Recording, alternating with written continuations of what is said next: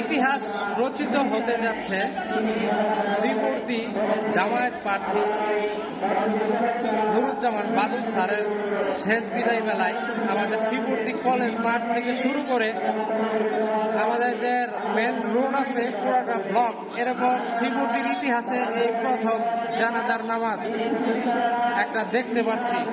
আলহামদুলিল্লাহ, ইতিহাস হতে যাচ্ছে শ্রীমূর্তি কলেজ মাঠে এবং পুরা মেন রোড নুরুজ্জামান বাদল স্যারের জানাজার নামাজ একটু দেখানোর চেষ্টা করছি।